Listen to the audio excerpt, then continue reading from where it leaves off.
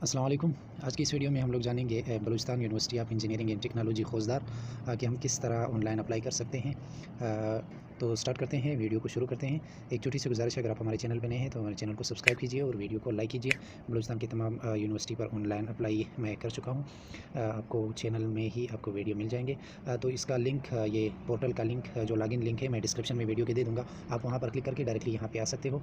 मैं यहाँ पे लॉगिन कह रहा है कि ईमेल एड्रेस और पासवर्ड, लेकिन हमने अकाउंट क्रिएट नहीं किया है। सबसे पहले हम अकाउंट को क्रिएट कर लेते हैं। यहाँ क्रिएट पर क्लिक करके तो हमारे सामने ये इंटरफेस आ जाता है।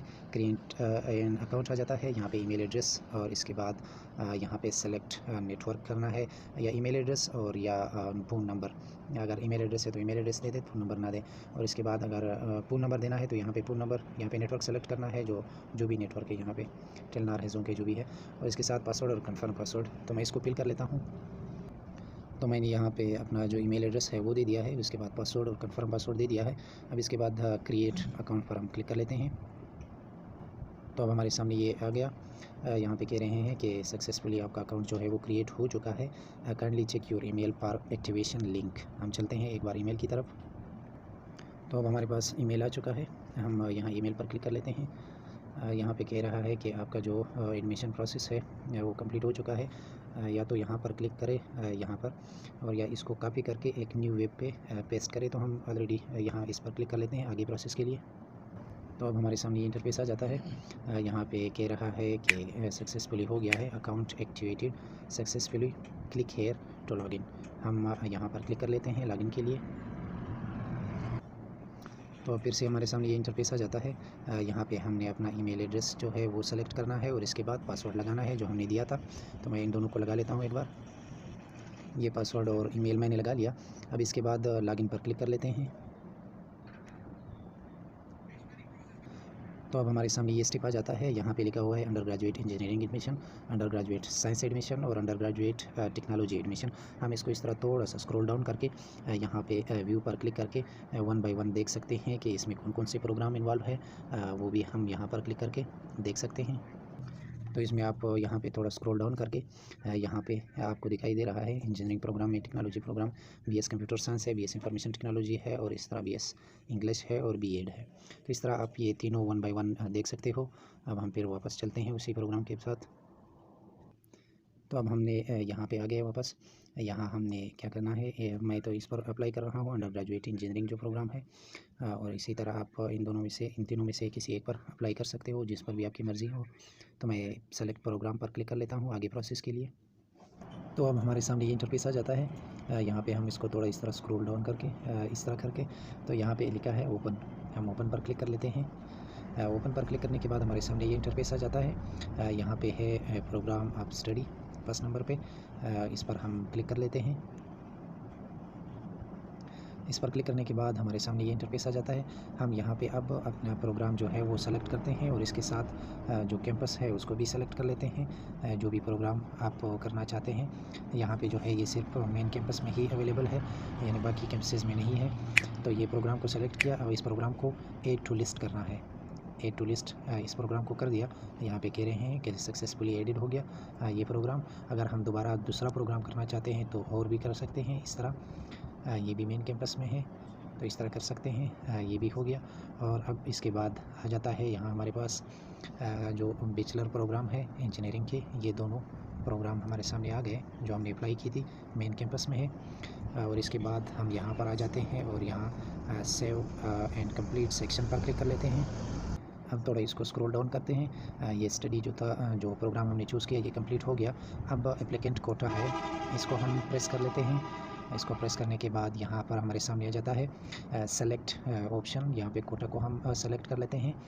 यहाँ पे जो है फीमेल कोटा है और इसके साथ माइनॉरिटीज़ है, एसओई है, सेल्फ फाइनेंस है, स्पोर्ट्स है, स्टेप्स है। ये भी सारे कोटे हैं। इसको हम जिस कोटे पे भी अप्लाई करना चाहते हैं उस पर हम कर सकते हैं। मैं फ़िलहाल इस कोटे पर करता हूँ, सेल्फ स्पोर्ट पे। इसके बाद ऐड टू लिस्ट कर लेते हैं इस कोटे को। तो ये कोटा हमारे सामने यहाँ पे आ गया, ऐड टू लिस्ट हो गया। अब इसके बाद इसको सेव एंड कंप्लीट सेक्शन पर क्लिक कर लेते हैं। ये हमारे सामने ये दो ऑप्शन जो थे वो फिल हो गए। यहाँ पे अब आ जाता है पर्सनल इन्फॉर्मेशन। यहाँ पे हम क्लिक कर लेते हैं पर्सनल इन्फॉर्मेशन पे। पर्सनल इन्फॉर्मेशन में फर्स्ट पे जो है नाम है, फिर लास्ट नेम है और इसके बाद जेंडर है, डेट ऑफ बर्थ है और इसके साथ जो है मटेरियल स्टेटस है। मटेरियल स्टेटस मतलब आप शादीशुदा हो या गैर शादीशुदा, यहाँ पे लिखा भी है मैरिड अनमैरिड, तो इस तरह मतलब सिंगल हो या शादीशुदा हो। और इसके साथ यहाँ पे रिलीजन आया हुआ है, रिलीजन मतलब मज़हब, और इसके साथ ब्लड ग्रुप और डिसेबिलिटी।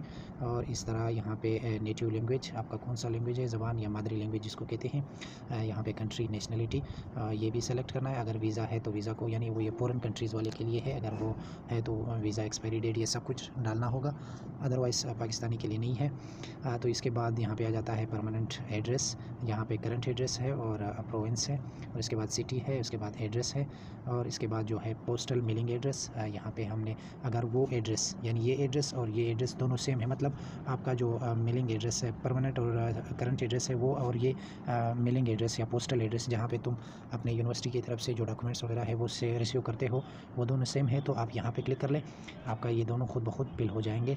और इसके बाद जो है डिस्ट्रिक्ट ऑफ लोकल डोमिसाइल, यहाँ पे डोमिसाइल को सेलेक्ट करना है, स्टेट को आप किस स्टेट से हो, इसके बाद डिस्ट्रिक्ट और यहाँ पे लोकल डोमिसाइल नंबर, और यहाँ पे आपने लोकल डोमिसाइल इशू डेट, किस डेट पे इशू हुआ है, और इसके बाद यहाँ पे आपने एक ईमेल एड्रेस डालना है और यहाँ पे फ़ोन नंबर अपने घर का, और यहाँ पे जो है मोबाइल नेटवर्क सेलेक्ट करना है और यहाँ पे मोबाइल नंबर यहाँ पे डालने हैं। और इसके बाद लास्ट पे आ जाता है, यहाँ पे टिक करके फिर सेव एंड कंटिन्यू पर क्लिक कर लेते हैं। मैं इसको फिल कर लेता हूँ। तो हमने ये सारी इन्फॉर्मेशन फिल कर दिए मुकम्मल। अब इसके बाद यहाँ पे टिक भी कर लिया। इसके बाद सेव एंड कंप्लीट सेक्शन पर क्लिक कर लेते हैं। तो हमने उसको सेव कर दिया। अब हमारे सामने आ जाता है यहाँ पे गार्डियन इन्फॉर्मेशन। यहाँ पे हम क्लिक कर लेते हैं गार्डियन इन्फॉर्मेशन पे। यहाँ पे फादर की इन्फॉर्मेशन डालनी है। यहाँ पे नेम है, SNIC है, एड्रेस, ऑक्यूपेशन मतलब कोई काम, क्या काम करता है, ईमेल एड्रेस और इसके तरह मोबाइल नंबर। पहले नेटवर्क को सेलेक्ट करना है और यहाँ पे फिर नंबर को डालना है। और अगर ये गार्डियन इन्फॉर्मेशन और वालिद साहब ही आपका गार्डियन है तो आप यहाँ पे क्लिक कर दें, ये सारे फिल हो जाएंगे। अगर आपका गार्डियन यानी जो आपका पीर वगैरह अदा कर रहा है वो कोई और है, वालिद साहब नहीं है, तो आप यहाँ पे क्लिक ना करें, इनकी इन्फॉर्मेशन यहाँ पे डाल दें और इसके बाद सेव एंड कंप्लीट सेक्शन पर क्लिक करें। तो मैं इसको फिल कर लेता हूँ। तो हमने अब वालिद साहब की जो इन्फॉर्मेशन थी वो डाल दी और वालिद साहब ही हमारे गार्डियन हैं, तो हमने यहाँ पे एक कापी सेम पर क्लिक कर दिया और इसके बाद सेव एंड कंप्लीट सेक्शन पर क्लिक कर लेते हैं आगे प्रोसेस के लिए। तो अब हमारे सामने ये इंटरफेस आ गया। ये यहाँ पे है, यहाँ पे एकेडमिक रिकॉर्ड को ऐड करना है, यहाँ पे हम क्लिक कर लेते हैं।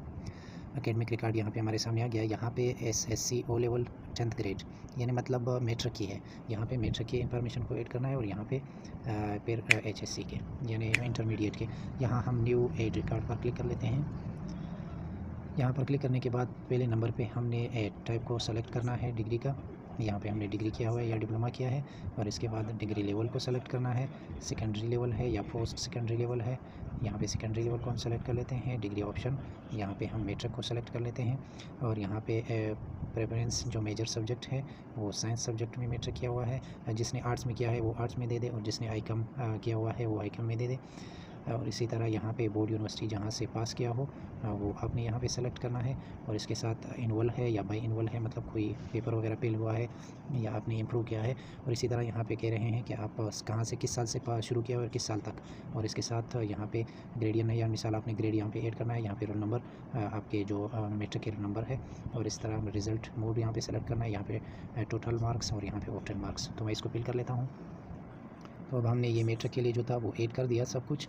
यहाँ पे फिर सेव एंड कंप्लीट पर क्लिक कर लेते हैं। ये हमारे साथ आ गया मैट्रिक का सब कुछ, और इसके बाद एक बार फिर से यहाँ पे क्लिक करना है और यहाँ पे फिर अब हमने क्या करना है, डिग्री किया हुआ है और इसी तरह सेकेंडरी लेवल है, और इसी तरह यहाँ पे जो है O लेवल या मैट्रिक है, यहाँ पे सेकेंडरी को सेलेक्ट नहीं करना है, यहाँ पे जो है पोस्ट सेकेंडरी लेवल है, और इसी तरह यहाँ पे इंटरमीडिएट दिखाई दे रहा है, इंटरमीडिएट को सेलेक्ट करना है, और इसी तरह मेजर सब्जेक्ट जो है वो प्री इंजीनियरिंग में क्या हुआ है, प्री या मेडिकल में क्या हुआ है, इसी तरह और भी है। और इसी के साथ बोर्ड यूनिवर्सिटी को सेलेक्ट करना है, और इसे यही प्रोसेस है सब, बाकी इसमें कुछ खास नहीं है। तो मैं इसको फिल कर लेता हूँ।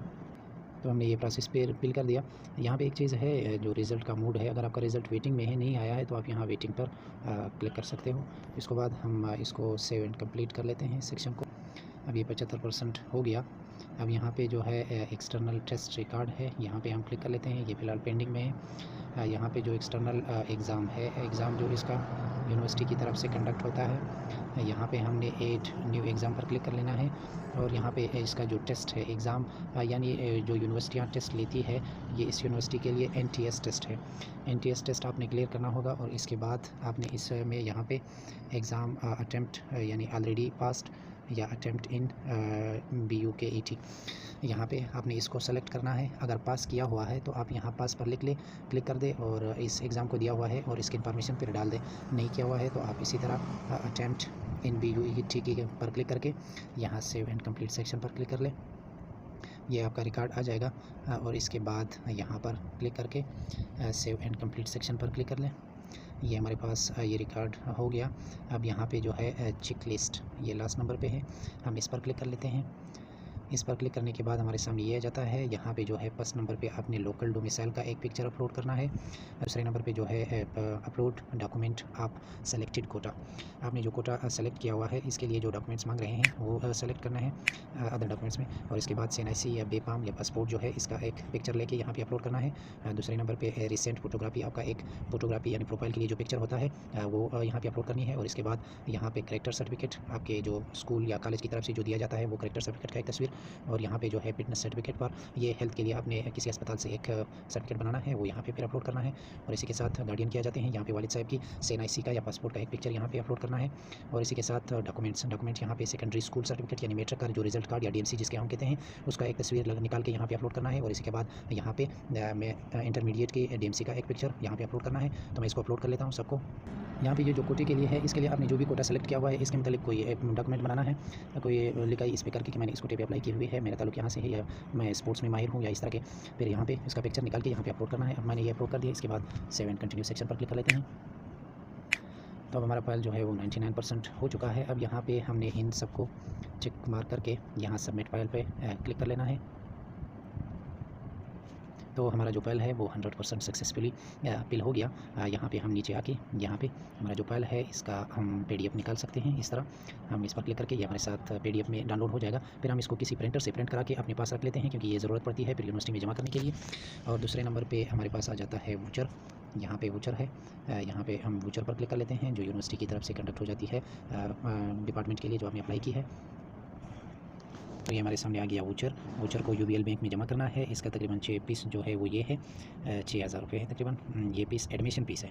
अच्छा, तो ये 4 कापियाँ हैं, एक स्टूडेंट का भी है, एक यूनिवर्सिटी का भी है, एक बैंक का भी है और एक एक्स्ट्रा कापी भी है। ये वैसे 3 आते हैं लेकिन यहाँ पे 4 है। 1 बाय 1 इस पर नाम लिखे होंगे। यहाँ पे आपने जो भी आपकी कापी थी इस तरह ये भी PDF में डाउनलोड हो गया है। अब इसको भी किसी प्रिंटर से प्रिंट करा के फिर बैंक में जमा कराना है। और इसके बाद यहाँ लास्ट पे आ जाता है हमारे साथ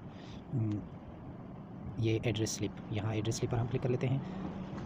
एड्रेस स्लिप जो है वो हमारे पास यूनिवर्सिटी का एड्रेस स्लिप है कि आपका यूनिवर्सिटी जो है मिसाल के तौर पर कहाँ पे है और किस तरह आपकी जो डॉक्यूमेंटेशन वगैरह है वो कहाँ पे सबमिट करानी है, किस टाइम, किस सिस्टम से, ये सब कुछ यहाँ पे लिखा हुआ है। और आपका एड्रेस वगैरह सब कुछ यहाँ पे मेंशन किया हुआ है। इसको भी आप डाउनलोड करके अपने पास रख लें।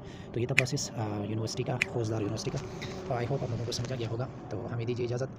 अल्लाह हाफिज़।